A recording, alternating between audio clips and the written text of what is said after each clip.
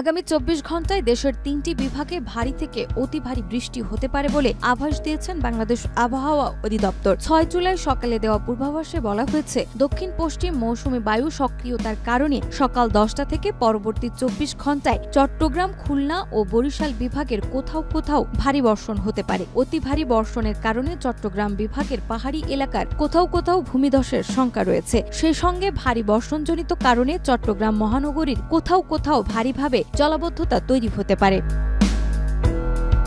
অন্যদিকে আবহাওয়ার অপর এক সতর্কবার্তায় বলা হয়েছে, সক্রিয় মৌসুমী বায়ুর প্রভাবে উত্তর বঙ্গোপসাগরে বায়ুচাপের তারতম্যের আধিক্য বিরাজ করছে। এর প্রভাবে উত্তর বঙ্গোপসাগর, বাংলাদেশের উপকূলীয় এলাকা ও সমুদ্রবন্দরের উপর দিয়ে দমকা বা ঝোড়ো হাওয়া বয়ে যেতে পারে।